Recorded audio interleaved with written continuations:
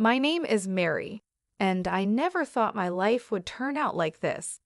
I grew up in what I thought was a normal family, at least. It was normal to us.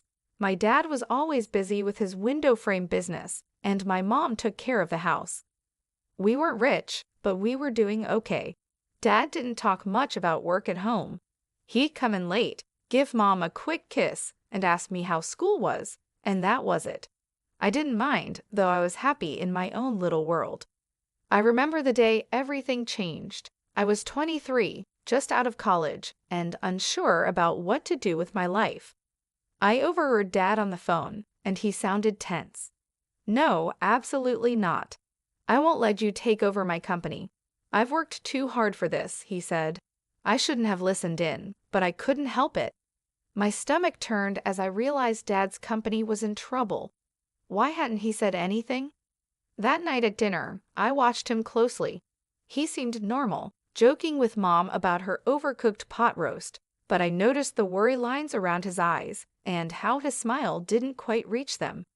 I knew I had to do something, but I had no idea what to do. I didn't know the first thing about business, but I couldn't just sit by and watch our family's livelihood fall apart. The next day, I did some digging. It wasn't hard to find out who was trying to take over Dad's company, a big-time businessman named Scott Peterson. His office was close to our house. When I showed up and asked to see Mr. Peterson, the receptionist looked at me like I was out of my mind. "Do you have an appointment?" she asked, raising an eyebrow. "No, but it's important. Please, just 15 minutes, I begged. She must have felt sorry for me because after a quick phone call, she waved me towards the elevator. "Top floor," she said. The ride up felt like it took forever. When the doors opened, I found myself face to face with Scott Peterson. He was older than I expected, with silver hair and sharp eyes. "Well, well," he said, looking me up and down. "What do we have here?" I swallowed hard. "Mr. Peterson, I'm Mary Jason. I'm here about my father's company, Jason Windows." His eyebrows shot up. "Jason's daughter? This is unexpected. Come in, let's talk." I followed him into his office, trying not to be distracted by the view. He settled behind his huge desk and motioned for me to sit. "So, Miss Jason, what can I do for you?" I took a deep breath. "Please don't take over my father's company. It means everything to him. There must be another way." Peterson leaned back, studying me. "Interesting," he said. "I have a deal for you, Miss Jason," Peterson said. "I'll leave your father's company alone if you agree to marry my son." I stared at him, thinking I must have heard him wrong. "Excuse me?" "You heard me. Marry my son and help him mature a bit. Do that, and your father's company is safe." I left Peterson's office in a daze. Marry his son? Was he crazy? But the more I thought about it, the more I realized I didn't have many options. It was either this or watch my father's life's work fall apart. The next day, I found myself back in that intimidating office. Peterson was waiting with a smug smile on his face. "So, Miss Jason, have you made your decision?"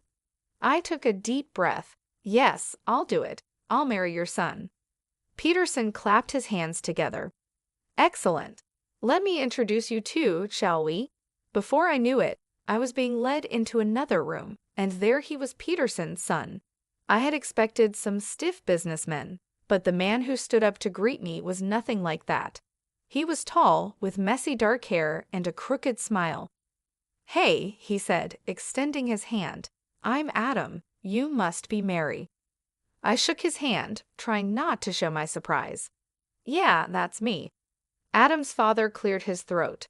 "I'll leave you two to get acquainted." As soon as the door closed behind him, Adam's relaxed attitude changed. He ran a hand through his hair, looking uncomfortable. "Look, I'm sorry about this. My dad, he's got some pretty old-fashioned ideas." I shrugged, trying to act like it was no big deal. "It's fine. We're both adults, right? We can handle this." Adam laughed, but it sounded forced. "Yeah, sure. Just a casual arranged marriage. No big deal." We spent the next hour talking, and I hate to admit it, But Adam was actually kind of interesting. He was smart and funny, even though he seemed a bit irresponsible. I could see why his father wanted him to grow up. Over the next few weeks, Adam and I started seeing each other, if you could call it dating. We went out to dinners, movies, the usual stuff. But there was always this awkwardness between us.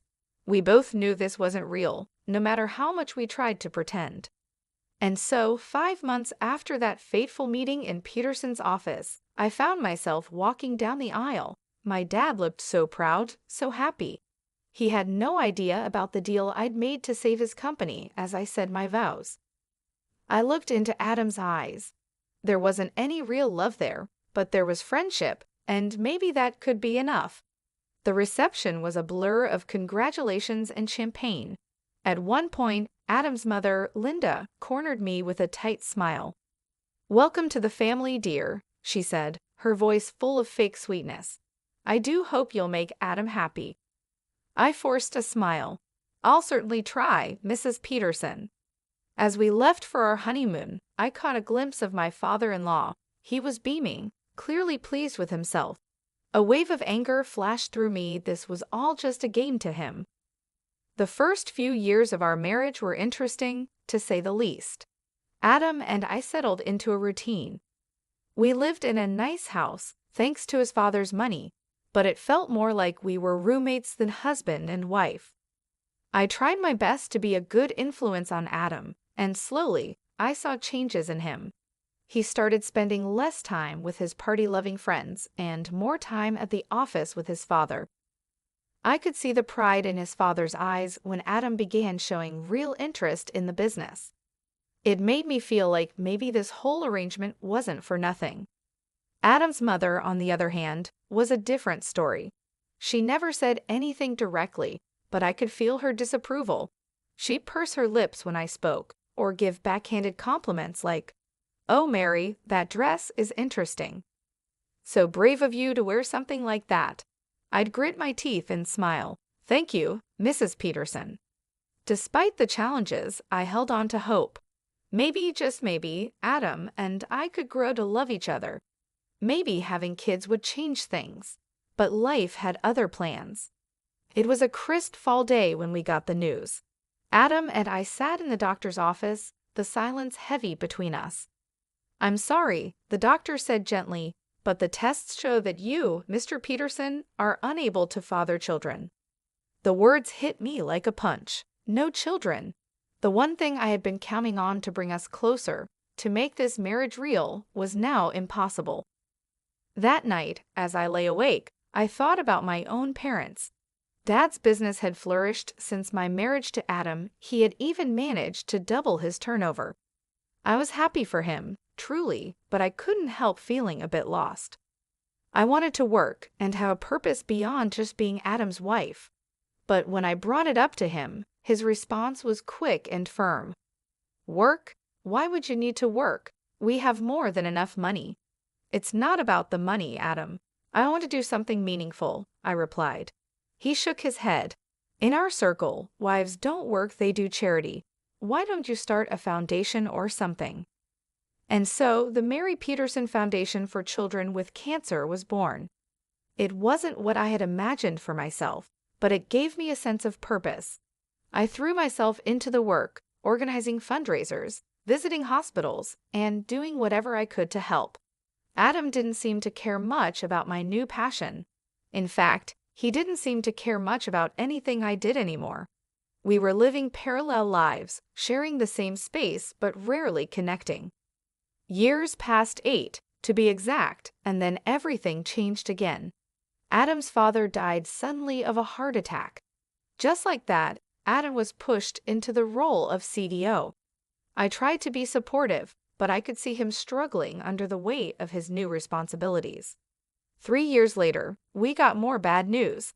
Adam's mother had cancer. "We should move her to a care facility," Adam said, his voice detached. "They can take better care of her there." But his mother refused.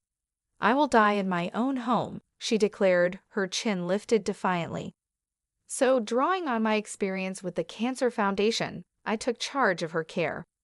I hired nurses, coordinated treatments, and spent hours by her bedside. To my surprise, Linda's attitude toward me began to soften. One day, as I was adjusting her pillows, she caught my hand. "You're a good woman, Mary," she said softly. "I'm sorry I didn't see it sooner." I felt tears well up in my eyes. "Thank you, Mrs. Peterson." 6 years passed since Adam took over his father's company. I wish I could say things got better, but the truth was far from it. Adam's behavior became more erratic. He was drinking more, coming home at odd hours, and snapping at me over the smallest things. One day, I received a call from Adam's assistant. "Mrs. Peterson, I'm sorry to bother you, but Mr. Peterson hasn't been to the office in days. Is everything all right?" When Adam finally stumbled home that night, reeking of alcohol, I confronted him. "Adam, what's happening? Your assistant called you haven't been to work." He laughed bitterly. "Work? What's the point? The company's going under anyway. Dear old Dad left me a sinking ship, and I couldn't keep it afloat." I couldn't believe what I was hearing. All those years of hard work gone, and Adam seemed almost relieved. Desperate to save something, I reached out to my father. Even though he was semi-retired, he agreed to help. He offered Adam a position as his deputy, hoping to guide him back to success. But Adam's heart wasn't in it. He showed up late, left early, and did the bare minimum. I watched helplessly as my father's sales began to drop. I knew I had to talk seriously with Adam. One night, after he'd had a few drinks, I approached him. "Adam, we need to talk about work. You're barely showing up, and my father's company is suffering because of you." Adam's face twisted with anger. "Oh, so now it's my fault? I never wanted this, Maria, any of it." "What are you talking about?" I asked. He laughed, a harsh, ugly sound. "This life, this marriage. I'm just waiting for Mom to pass away so I can sell her house and get out of here." I stared at him, horrified. "How can you say that? Your mother is dying, and all you care about is her money." "Don't act all high and mighty," he spat. "We both know this marriage is a sham. You're just as eager to get out as I am." Disgusted, I turned to leave the room. As I opened the door, I came face to face with Adam's mother. The look on her face told me she had heard everything. For a moment, we just stared at each other. Then, silently, she reached out and squeezed my hand. In that gesture, I felt her gratitude, her understanding, and her sorrow. The day I got the call about my parents' plane crash, my world shattered. Mom and Dad were gone in an instant. Their small plane to Aspen, Colorado, meant to be a second honeymoon, became their final journey. I needed support, someone to lean on, but Adam was nowhere to be found. My own husband didn't even bother to show up at the funeral. As I stood there, watching my parents' caskets lowered into the ground, I felt more alone than ever. After the funeral, anger began to replace my sorrow. How dare he? How could he abandon me when I needed him most?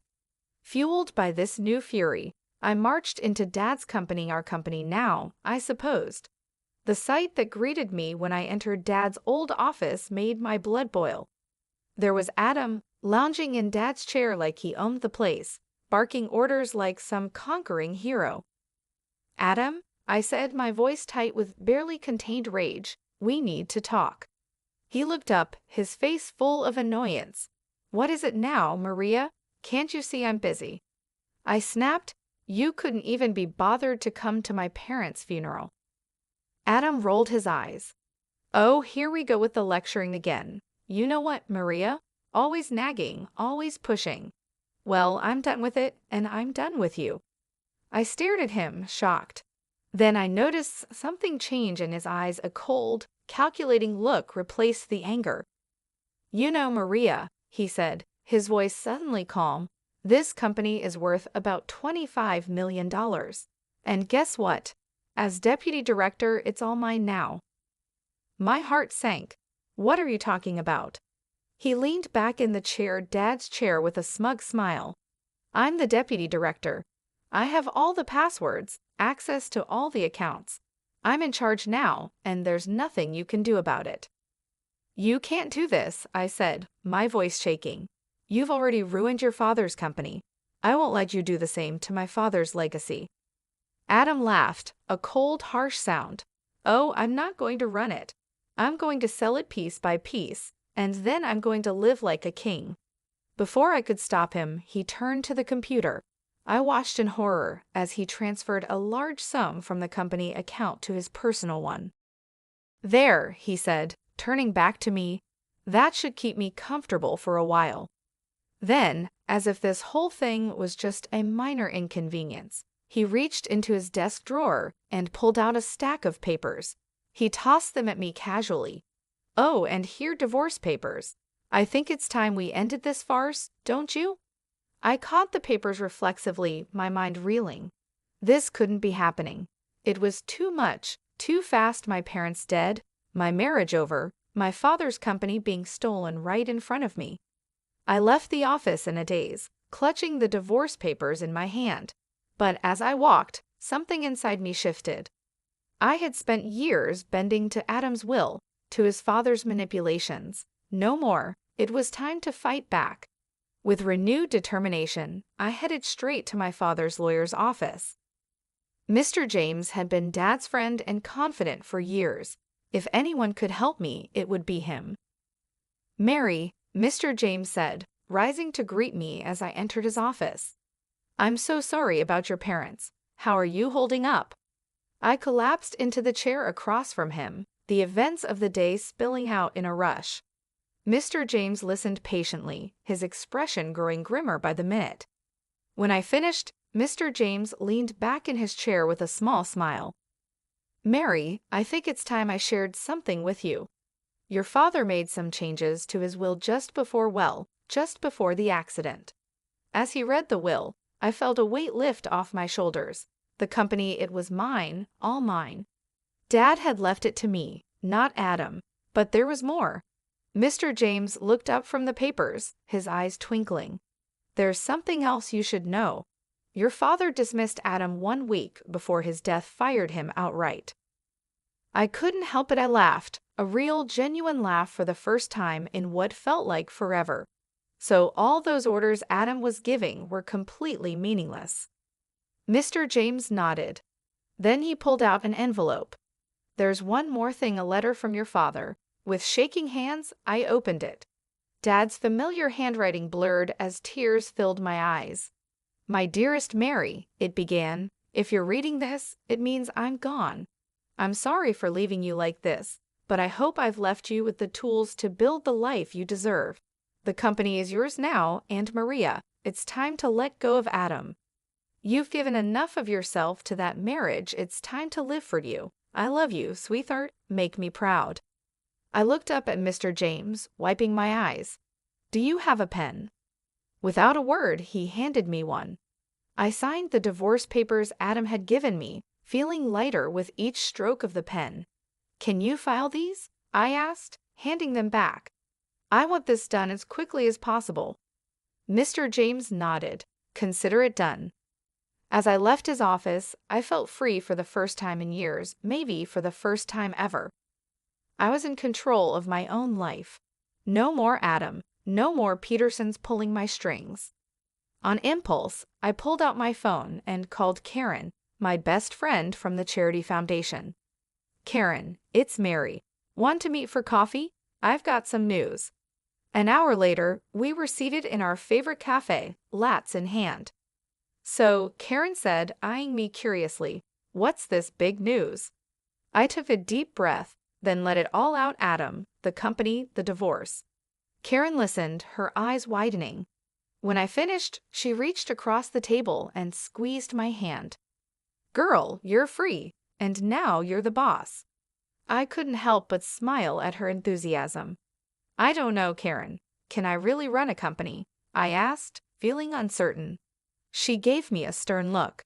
"Are you kidding me, Mary? You've been running that charity foundation like a pro for years. You're smart, you're organized, and you actually care about people. You're going to be an amazing CEO."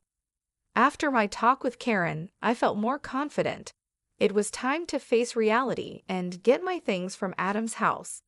I never really thought of it as my home, and now I understood why. When I arrived, I found my mother-in-law, Linda, in the living room. She looked tired, worn out from her battle with cancer. "Linda," I said gently, "I'm here to get my things. Adam and we're getting divorced." To my surprise, her eyes filled with tears. "Mary, I know I haven't always been kind to you, but you've been so good to me. Would you consider taking me with you?" I was stunned. "You want to come with me?" Before she could answer, the front door slammed open.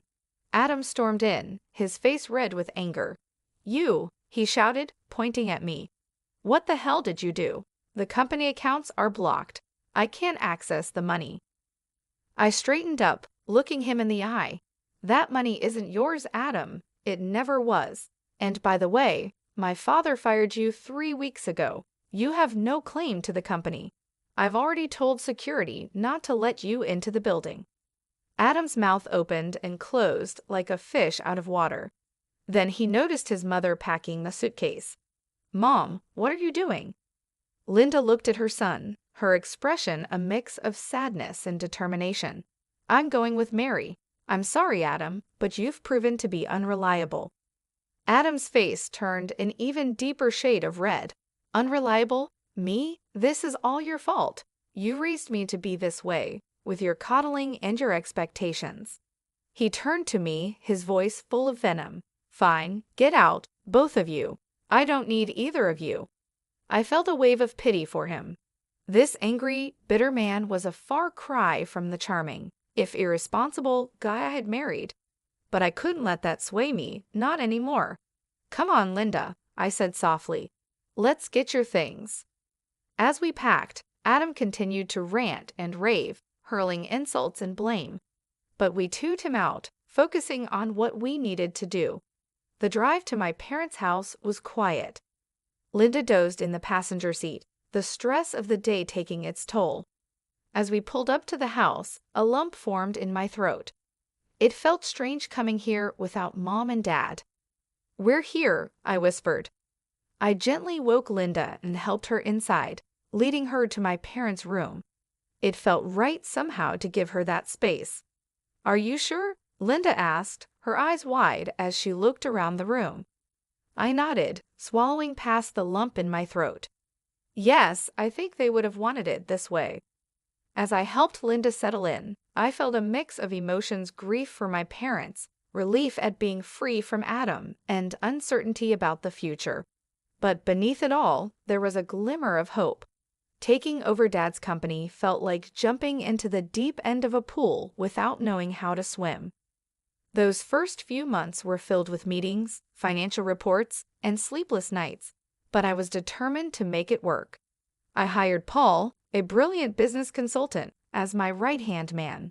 He patiently guided me through the complexities of running a multi-million-dollar company. "You've got good instincts, Mary," he'd say. "Trust them." Slowly but surely, I found my footing. 5 months in, I wasn't just getting by, I was thriving. The company's performance began to improve, and I felt a surge of pride, knowing Dad would have been pleased. Through it all, I never neglected the Cancer Foundation. If anything, my work there became even more important to me. It was a connection to my past and a guiding light for my future. Linda's condition worsened over time, and I devoted myself to her care, determined to make her final days as comfortable as possible. We grew close during those 3 years, healing old wounds and forming a bond I never thought possible. The day she passed, I held her hand and whispered, "Thank you for everything, Linda." She squeezed my hand weakly, a small smile on her face, before slipping away peacefully. I organized the funeral myself, making sure everything was just right. Adam didn't show up. I wasn't surprised, but it still hurt to see how far he had fallen. A few weeks after the funeral, I received a call from Mr. James. "Mary, there's something you need to see. Can you come to my office?" When I arrived, I was shocked to see Adam there, a young blonde hanging on his arm. He smirked at me. "Well, if it isn't the little CEO. Don't worry, I'm just here to collect my inheritance. Mom and I might have had our differences, but blood is thicker than water, right? I held back my words, waiting for Mr. James to speak. The lawyer cleared his throat and began reading Linda's will. As he spoke, I watched Adam's smug expression turn to disbelief, then to anger. And so, I leave my house and all my savings to marry Jason, with the stipulation that the money be donated to the cancer foundation she so passionately supports.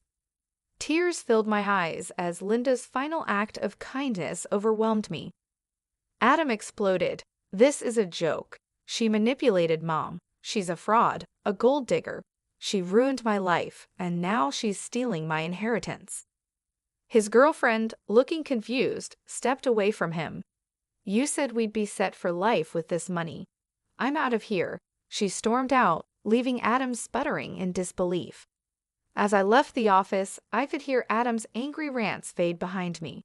I felt light, free. Linda's gift wasn't just about the money, it was validation. She had seen me, truly seen me, and found me worthy.